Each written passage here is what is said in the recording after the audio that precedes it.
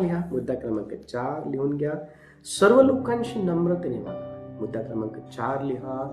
देवाने आपल्याला ह्या जगामध्ये का ठेवलेलं आहे. मुद्दा क्रमांक 4 आपल्याला सांगतं की आपण लोकांबरोबर नम्रतेने वागणूक जी आहे ती केली पाहिजे. तुम्ही जर लोकांची वागणूक बघितली तर आपल्याला लोकांची वागणूक ही वर्तमान समयामध्ये नम्रतेने असलेली पाहायला भेटत नाही. आणि अनेक गोष्टी आहेत त्यामध्ये का लोकांची वागणूक ही नम्रतेने आपल्याला पाहायला भेटत नाही. येणाऱ्या दिवसांमध्ये आपण शिकणार आहोत. पण मुद्दा क्रमांक 4 लिहा. सर्व लोकांशी नम्रतेने वागा. आणि बघा, पवित्र शास्त्र आपल्याला नम्रतेने वागण्याविषयी काय सांगतं हे आपण पाहणार आहोत. आणि फिलिप्पिकरचं पत्र यावेळेला आपण काढूया. फिलिप्पिकरचं पत्र 2 अध्याय आणि वचन 3 आपण वाचणार आहोत. आणि संत पौल फिलिप्पे येथील मंडळीला सर्व लोकांबरोबर नम्रतेने वागण्यासंदर्भात काय सांगत आहे. कोणीतरी वाचण्यासाठी मदत करा. 2 अध्याय 3 वचन.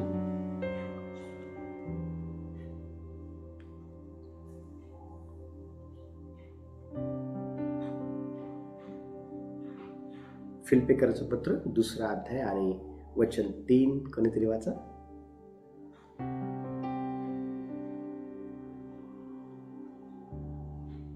तट पाडण्याचा अथवा ठोकर डौल मिरवण्याच्या बुद्धीने काहीही करू नका, तर लीनतेने एकमेकांना आपल्यापेक्षा श्रेष्ठ माना.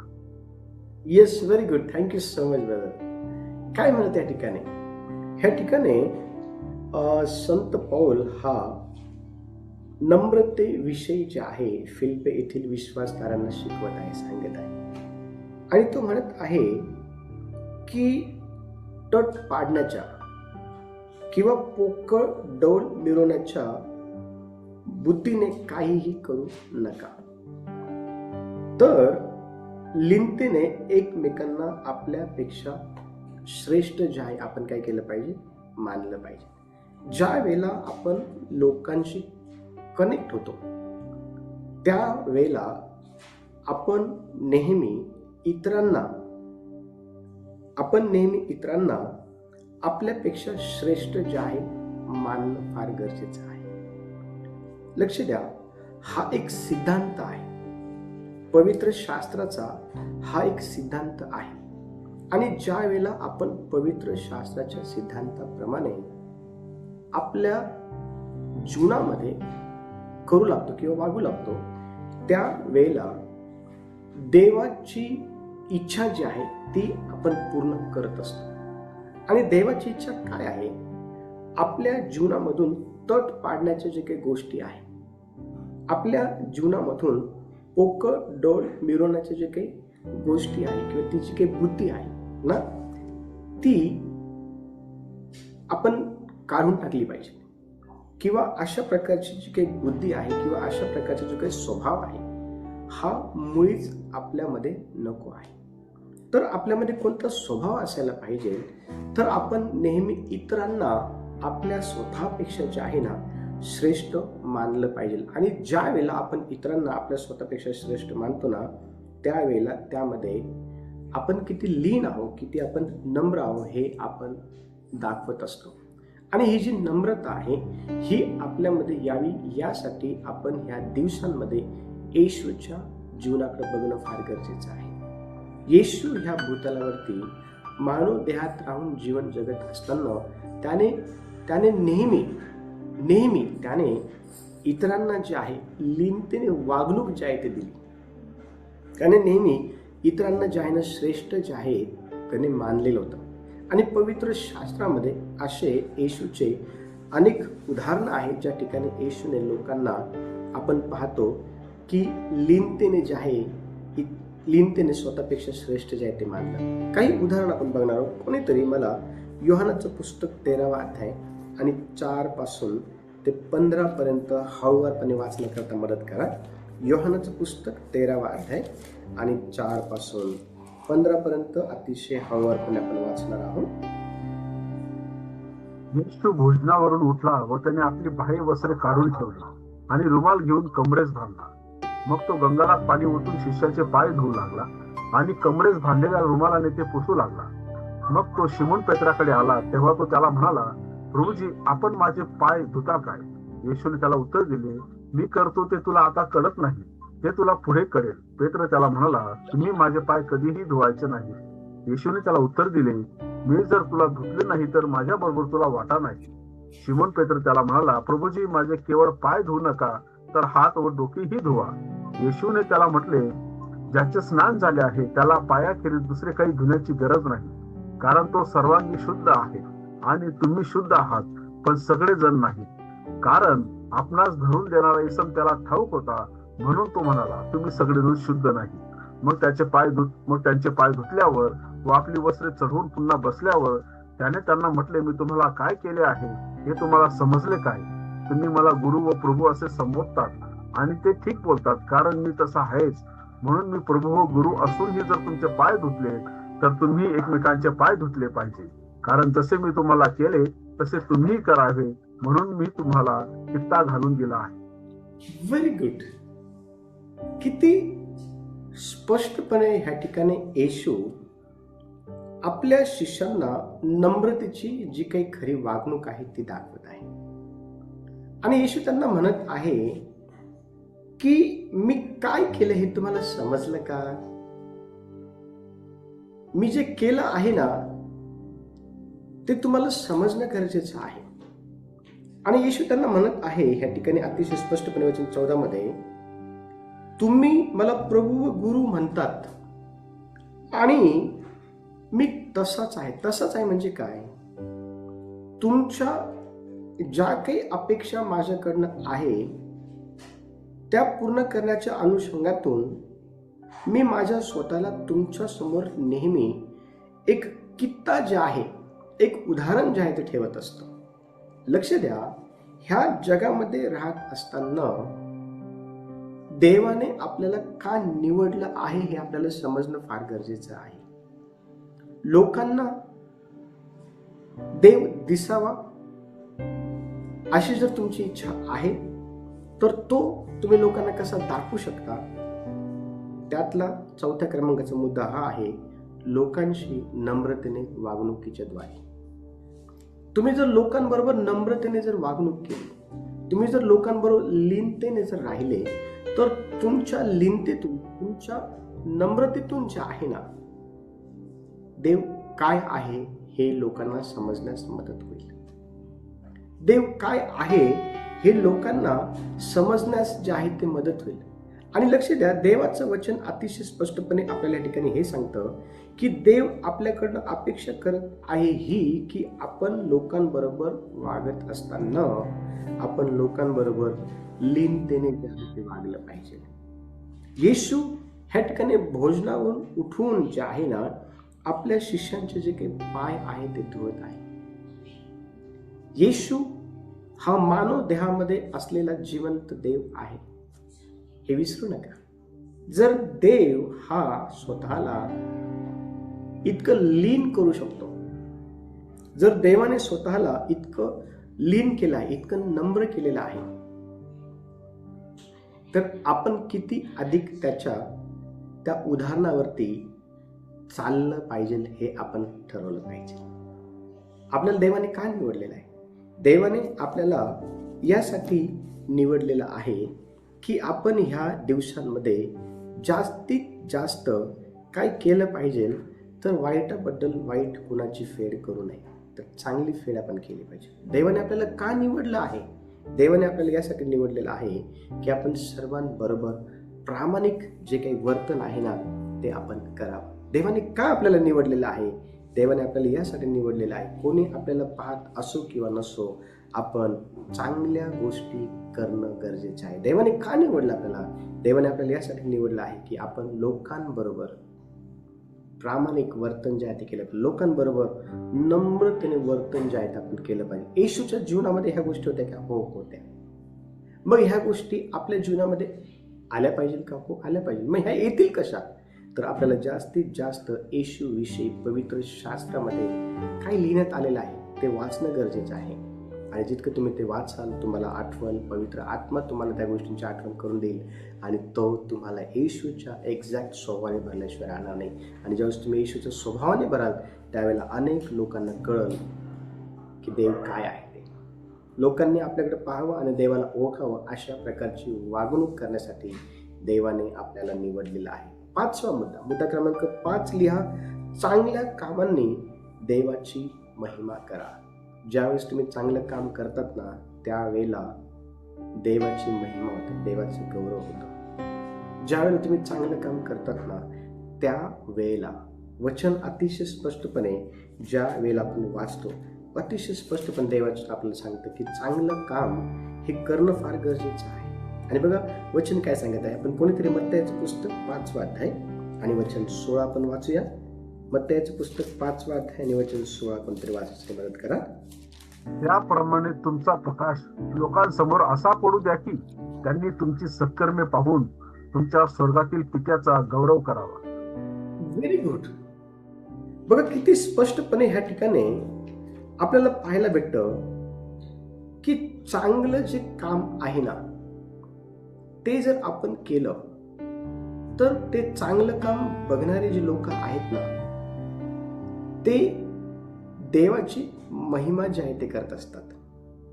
देवाचं वचन या ठिकाणी अतिशय स्पष्टपणे आपल्याला हे सांगत आहे 5व्या अध्यायाच्या 16व्या वचनामध्ये की तुमचा प्रकाश लोकांसमोर असा पडू द्या की त्यांनी तुमचे सत्कर्मे पाहून, लक्ष द्या, तुमच्यामध्ये चांगलं काम करण्याचा जो काही स्वभाव आहे तो लोकांना दिसावा म्हणून कृतीत येणं फार गरजेचं आहे. आणि कृती काय आहे? कृती आहे सत्कर्म. जेव्हा लोक तुमची चांगली कृती बघल त्यावेळेला लोकांना कळल की सर्वसाधारण लोक नाही. ज्या वेळेला तुमच्या कृतीतून तुम्ही हे दाखवाल की देव हा कसा आहे, त्यावेळेला लोकांना देवाची महिमा करण्याकरता जे आहे ना, तुमच्या चांगल्या कृतीमुळे संधी भेटणार आहे.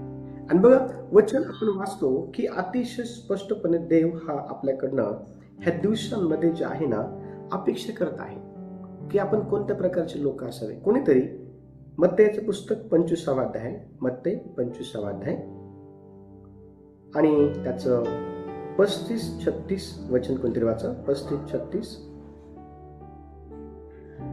कारण मी भुकेला होतो तेव्हा तुम्ही मला खायला दिले, तहानेला होतो तेव्हा मला प्यायला पाणी दिले, परका होतो तेव्हा मला घरात घेतले, उघडा होतो तेव्हा मला वस्त्र दिले, आजारी होतो तेव्हा माझ्या भेटीला आलात, बंदी शाळेत होतो तेव्हा तुम्ही माझ्याकडे आलात.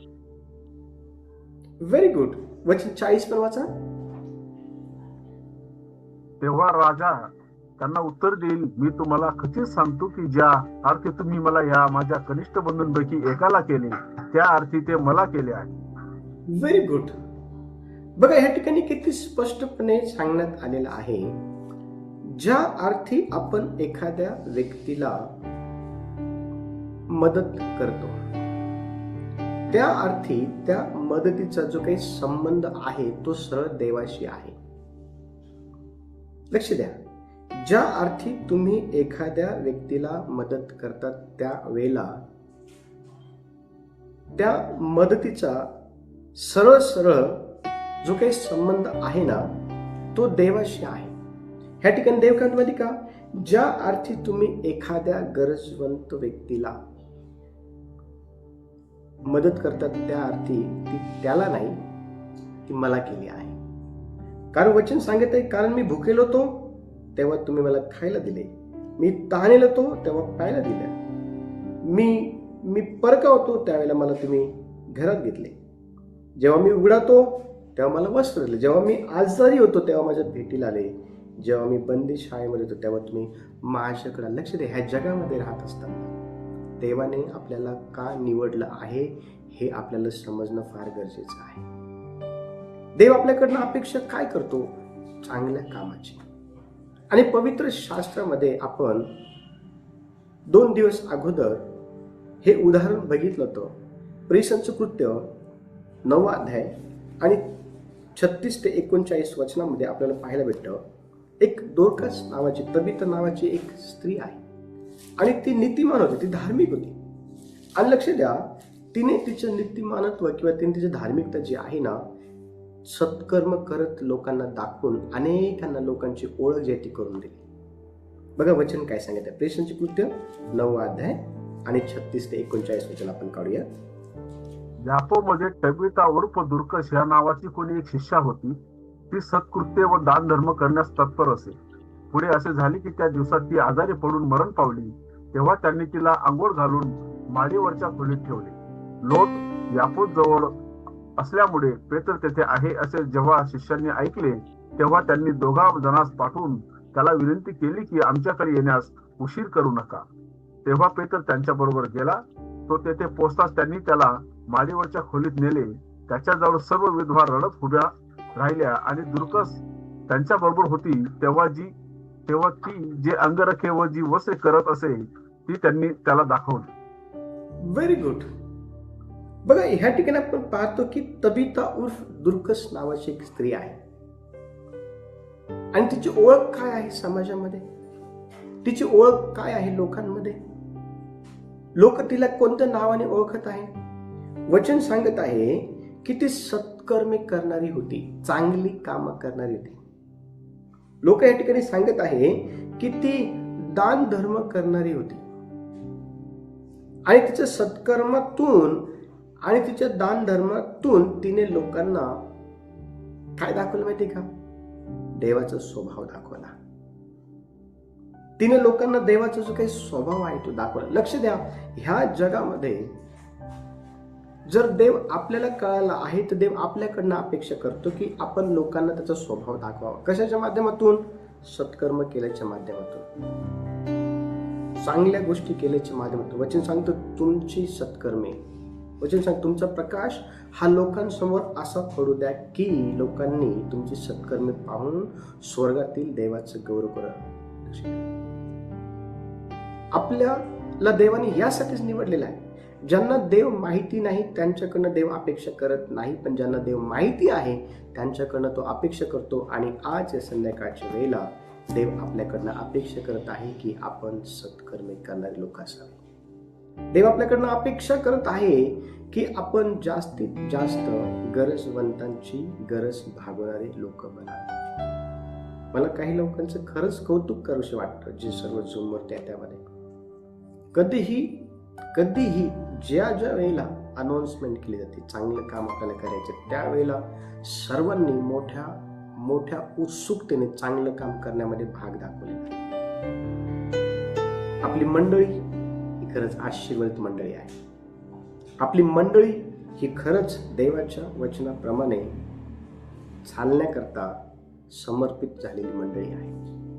वचन सांगता या ठिकाणी दोर्कस जे आहे ना, तिने अनेक विधवा, अनेक लोकांना जे तिने मदत केली होती, अनेक लोकांना तिने मदत केली होती. लक्ष द्या, आपण ज्या वेळेला लोकांना मदत करतो, आपण ज्या वेळेला लोकांची काळजी घेतो, ज्या वेळेला आपण लोकांच्या गरजा जाणतो आणि त्या पूर्ण करतो ना, लक्ष द्या, त्या सर्व गोष्टींची नोंद देव ठेवतो.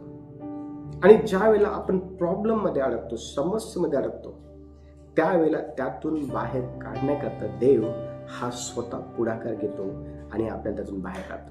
ही जी स्त्री आहे ना, ही मरण पावली होती. पण तुम्हाला माहिती का, हा भाग आपल्या टीचिंग मधला नाही, पण येणाऱ्या दिवसामध्ये आपण शिकणार आहोत. पण थोडक्यात या विषयाकडे मी तुम्हाला घेऊन जातो. ही स्त्री मरण पावली होती आणि ह्या स्त्रीने जे काही काम केलेलं आहे ना, ही स्त्री आजारी होती आणि आजारामुळे मरण पावली होती. पण ह्या स्त्रीने जिवंत असताना जे कामं केले ना, त्या कामांना बघून लोकांनी पेत्राला त्या ठिकाणी काय सांगितलं माहिती का? हे बघ, तिने आमच्यासाठी केलेले अंगरखे, आमच्यासाठी केलेले वस्त्र. आणि तुम्हाला माहिती का, पेत्र हा देवाचा सेवक, त्याने तिच्यासाठी प्रार्थना केली. आणि बघा वचन 40 वाचा ब्रदर सुभाष किंवा कोणीतरी आणखीन. वचन 40. पण पेत्राने त्या सर्वांना बाहेर काढले आणि गुडघे टेकून प्रार्थना केली. मग कुडीकडे वळून म्हटले, तबिते उठ. तेव्हा तिने डोळे उघडले व पेत्राला पाहून ती उठून बसली. Very good. लक्ष द्या, तिने सत्कर्म केली होती, तिने चांगली कर्म केली होती, तिने दान धर्म केला होता, तिने अनेक गरिबांची काळजी घेतली होती. आणि तुम्हाला माहिती का, देवाने तिच्या कामाची नोंद जी आहे ती पेत्राला पाठवून घेतलेली आपल्याला पाहायला भेटतं. पेत्राने त्या ठिकाणी गुडघे टेकून प्रार्थना केली, देवाने तिची प्रार्थना ऐकली आणि तिला देवाने मरणातून जिवंत केलं. ज्या वेळेला आपण परेशानीमध्ये, त्रासामध्ये, दुःखात, संकटात, अडीअडचणीमध्ये फसतो, त्यावेळेला त्यातून देवाला आपल्याला सहज बाहेर काढता येतं. केव्हा माहिती का? ज्यावेळेला आपण सत्कर्म करू, ज्यावेळेला आपण चांगले कर्म करू, ज्यावेळेला आपण लोकांची काळजी घेऊ, लोकांना जवळ करू, त्यांचे प्रॉब्लेम सॉल्व्ह करू, त्यांना मदत करू, त्यांच्यासाठी आपण धावू, कारण ज्यावेळेला आपण चांगलं काम करतो ना ते लोकांसाठी करत नाही. देण्याचा संबंध हा सरळ सरळ देवाशी संबंधित आहे. कारण ज्यावेळेला आपण मलाकीचे पुस्तक 3रा अध्याय काढतो त्या ठिकाणी अतिशय स्पष्टपणे लिहिण्यात आलेलं आहे की देण्याचा जो संबंध आहे ना हा देवाशी आहे. मलाकीचे पुस्तक काढू पण 3रा अध्याय काढू आणि वचन 10 वचन 10. धनादेश परमेश्वर म्हणतो, माझ्या मंदिरात अन्न असावे म्हणून सगळा दशमांश मी तुम्ही भांडारात आणा, म्हणजे मी आकाश कपाटे उघडून जागा पुरणार नाही. एवढ्या आशीर्वादांचा तुमच्यावर वर्षाव करतो की नाही याविषयी माझी प्रचिती पहा. हा आशीर्वादांचा वर्षाव तुमच्यावर करतो की नाही याविषयी माझी प्रचिती पहा. ज्या वेळेला आपण देतो, वचन सांगतं द्या म्हणजे तुम्हाला दिलं जाईल, आणि ज्या मापाने तुम्ही द्याल त्याच मापाने तुम्हाला परत तुमच्या पदरी घालण्यात येते. काय करायचं आहे लक्ष द्या. आपल्याला ह्या दिवसांमध्ये देवाने अपेक्षित असलेल्या गोष्टी करायच्या. देव काय अपेक्षित करते म्हणजे की आपल्याकडनं चांगल्या कामाची अपेक्षा देव आपल्याकडे करत आहे. आपण जर चांगलं काम केलं तर अनेक लोक देवाकडे येतील, अनेक लोकांना देवाची ओळख होईल, अनेक लोकांमध्ये बदल होतील, लोकांच्या गरजा तुमच्याद्वारे पूर्ण होतील, आणि देवाला हेच पाहिजे आहे. देवाच अतिशय स्पष्टपणे सांगतं. ज्या वेळेला येशू एका ठिकाणी जेवण करत असताना पवित्र शास्त्र सांगतं की एक स्त्री जी आहे ना अतिशय महागडं जे काही तेल आहे ते घेऊन आली, आणि त्या ठिकाणी येशूला तिने ते लावलं, आणि मग त्या ठिकाणी एक शिष्य ज्याचं नाव यहुदा इस्करियोत आहे तो म्हणाला, इतक्या महागड्या तेलाचं अशा प्रकारे कशाला वापर केला? हे जर बाजारात नेऊन विकलं असतं त्याचे चांगले पैसे मिळाले असेल, ते तू गोरगरिबाला दिले असते. येशू म्हणाला, गोरगरीब नेहमी तुमच्या जवळ आहे, मी नाही. देवाने गोरगरीब लोक आपल्याजवळ का ठेवले आहे? त्याच्या मागे एक उद्देश आहे. तो उद्देश काय आहे? आपण त्यांची काळजी घ्यावी, आपण त्यांची काळजी घ्यावी, आपण त्यांच्यासाठी सत्कर्म करणाऱ्या व्यक्ती म्हणून उभं राहा, जितकी आपली कुवत आहे त्याप्रमाणे. आणि निश्चित अर्थाने देव तुम्हाला अधिक आणि अधिक यामध्ये आशीर्वादित केल्याशिवाय राहणार नाही. पुढचा मुद्दा क्रमांक 6 लिहा. मुद्दा क्रमांक 6, सर्वांसोबत शांतीने राहा. मुद्दा क्रमांक 6 लिहा, सर्वांसोबत शांतीने राहा. आपल्याला देवाने निवडलं आहे शांती निर्माण करण्यासाठी, कारण आपण सर्वसाधारण लोक नाही, आपण देवाचे राजदूत आहोत. आपण सर्वसाधारण लोक नाही. देवाने आपल्याला निवडलं आहे यासाठी की आपण सर्वांबरोबर, आपली ओळख काय आहे, ज्या एरियामध्ये आपण राहतो, ज्या भागामध्ये आपण काम करतो, ज्या लोकांमध्ये आपलं बसणं उठणं आहे, जे लोक आपल्या ओळखीचे आहेत किंवा ज्या लोकांबरोबर आपला संबंध येत असतो, त्या लोकांमध्ये आपली ओळख काय आहे? काय आपली ओळख ही आहे का हे लोक खरंच शांतीप्रिय आहे? काय आपली ओळख ही आहे का हे लोक वाद सोडवणारे आहे?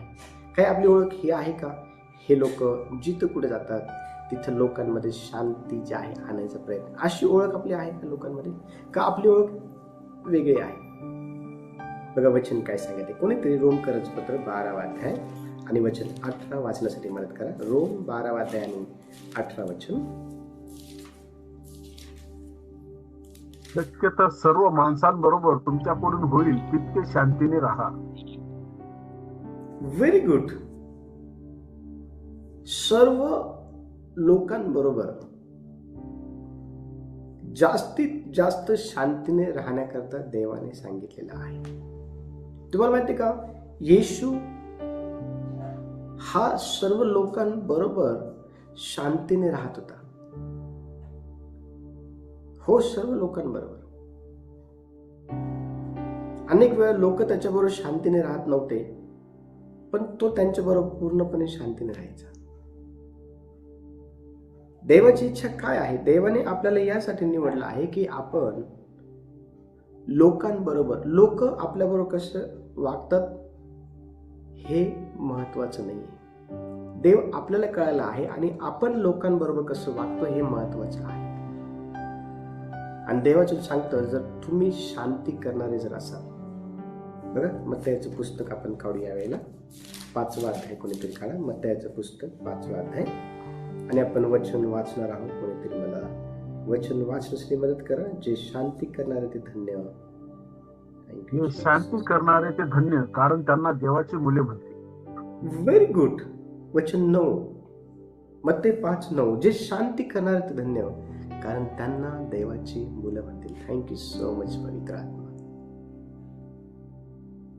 आपल्याला देवाने का निवडलेलं आहे? आपण शांती प्रस्थापित करणारे देवाचे लेकर बनावे. ह्या जगामध्ये शांती करणारे लोक आहे का? आपल्या एरियामध्ये शांती करणारे लोक आहे का? आपल्या कुटुंबामध्ये शांती करणार? लक्ष द्या. देव जर आपल्याला कळालेला आहे तर देव आपल्याकडनं अपेक्षा करतो की आपण शांती करणारे लोक बनावे. आणि आपण जर शांती करणारे लोक जर बनू तर वचन सांगतं की आपण देवाची मुलं जे आहे.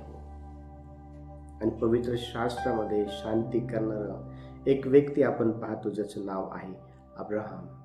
अब्राहम आणि लोट हे काका पुतण्या होते. आणि लक्ष द्या, त्या ठिकाणी अब्राहमाने जे आहे ना लोटाबरोबर शांतीने त्या ठिकाणी वागणूक केलेली आपल्याला पाहायला मिळते किंवा शांती प्रस्थापित केलेली आपल्याला पाहायला मिळते. त्या ठिकाणी त्यांच्या गुराख्यांमध्ये वादविवाद व्हायचे, त्यांच्या सेवकांमध्ये वादविवाद व्हायचे. आणि तुम्हाला माहिती का, अब्राहम त्या ठिकाणी लोटाला काय म्हणाला, तू जर पूर्वेकडे जाशील मी पश्चिमेकडे जाईल, तू जर दक्षिणेकडे गेल तर मी.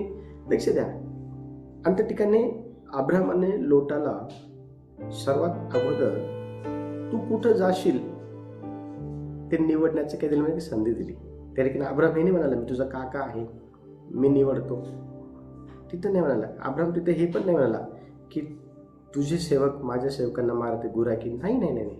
अब्राहम त्या ठिकाणी आपल्या पुतण्याबरोबर शांती प्रस्थापित केलेली आपल्याला पाहायला मिळते. घरामध्ये, नातेवाईकांमध्ये, शेजाऱ्यांमध्ये, मित्रांमध्ये, कामाच्या ठिकाणी जास्तीत जास्त लोकांबरोबर शांतीने राहा, वादविवादाने नाही. जास्तीत जास्त होईल तितकं शांतप्रियतेने तुमच्या गोष्टी समजून सांगून त्यांना जिंकण्याचा प्रयत्न करा. देवाने यासाठी आपल्याला काय केलं माहिती का, निवडलेलं आहे. समजदारपणा या दिवसांमध्ये आपल्या अंगी असणं फार गरजेचं आहे. आणि कोणत्या बाबतीमध्ये तर शांती करण्याच्या बाबतीमध्ये. शेवटचा मुद्दा लिहून घ्या. शेवटचा मुद्दा आहे सत्यात आणि स्पष्टता जीवनात राखणे. 7वा मुद्दा लिहा, सत्यता आणि स्पष्टता, ज्याला आपण पारदर्शकपणा म्हणतो, तो जीवनामध्ये आपण ठेवला पाहिजे. बघा 2रा अध्याय, 2 करिंथ 8वा अध्याय आणि वचन 21 काय म्हणत आहे. 2 करिंथ 8वा अध्याय आणि वचन 21 पहा.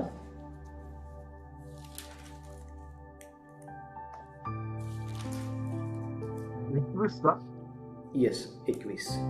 कारण तुम्ही प्रभूच्या दृष्टीने जे मान्य इतकेच नव्हे तर मनुष्याच्याही दृष्टीने जे मान्य ते करण्याची खबरदारी घेतो. Very good. बघा संत पौल ह्या ठिकाणी तिताची व इतरांची कामगिरीवर रवानगी करण्यासंदर्भात काही महत्वाच्या गोष्टी ह्या ठिकाणी सांगत आहे. आणि ह्या ठिकाणी तो अतिशय स्पष्टपणे आपल्याला हे म्हणत आहे की प्रभूच्या दृष्टीने आणि माणसांच्या दृष्टीने जे काही सत्य आणि जे काही स्पष्ट ते करण्याची खबरदारी घेतो. लोक तुमच्यावर विश्वास टाकतात, लोक तुमच्यावरती भरोसा ठेवतात, त्यावेळेला त्यांचा भरोसा तोडू नका.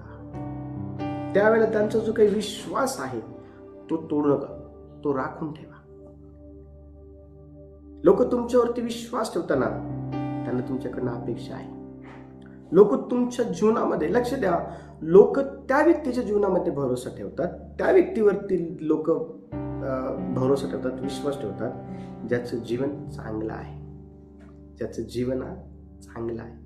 जर तुमचं जीवन जर चांगलं असेल, तुम्ही एक शब्द जर बोलले लोकांना, लोक तुमचा शब्द कधीही खाली पडू देणार नाही.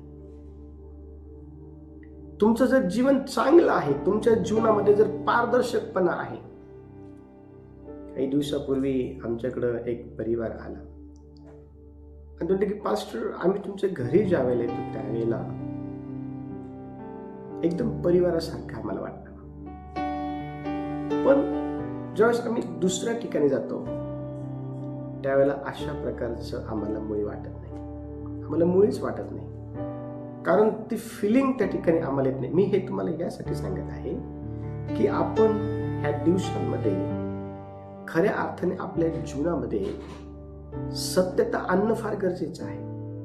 आपण आपल्या जीवनामध्ये स्पष्टता आणणं फार गरजेचं. जर आपल्या जीवनातली सत्यता आणि आपल्या जीवनातला स्पष्टपणा जर लोकांना दिसला तर लोक आपल्यावर विश्वास ठेवतील, लोक आपल्यावरती भरोसा करू लागतील आणि लोकांना अशा व्यक्तींची गरज आहे आणि ते तुम्ही बनलं पाहिजे. लोकांना अशा व्यक्तींची गरज आहे, ते आपण बनलं पाहिजे. आणि ह्या दिवसांमध्ये आपल्याला अशा प्रकारचे व्यक्ती देवाने बनवावं यासाठी आपण देवाकडे जे आहे ते प्रार्थना केली. देवाने का निवडलेलं आपल्याला आपण बघितलं. देवाने आपल्याला निवडलेलं आहे की आपण वाईटाबद्दल कुणाची वाईट फेड करू नये. देवाने आपल्याला निवडलेलं आहे सर्वांशी प्रामाणिक वर्तन आपण केलं पाहिजे. देवाने आपल्याला निवडलेलं आहे कोणी आपल्याला पाहू अथवा न आपण चांगल्या गोष्टी केल्या पाहिजे. देवाने आपल्याला सर्व लोकांशी नम्रतेने वागण्यासाठी निवडलं आहे. देवाने आपल्याला निवडलेलं आहे की आपण चांगलं काम जे आहे ते केलं पाहिजे, कारण ज्यावेळेस लोक चांगलं काम पाहतात त्यावेळेला लोक देवाचा महिमा करतात. देवाने आपल्याला यासाठी निवडलेलं आहे की आपण सर्व लोकांबरोबर शांतीने जे आहेत आपण राहावं. देवाने आपल्याला यासाठी निवडलेलं आहे की आपल्या जीवनातील जी काही सत्यता आहे आणि स्पष्टता आहे ती लोकांना दिसा. यासाठी देवाने आपल्याला निवडलं आहे. चर्च, आपली निवड ही मुळीच व्यर्थ होऊ देऊ नका. देवाला विचार, देवा आणखीन कोणत्या गोष्टी माझ्यात उणीवा आहे ते मला दाखव, त्या भरून काढ.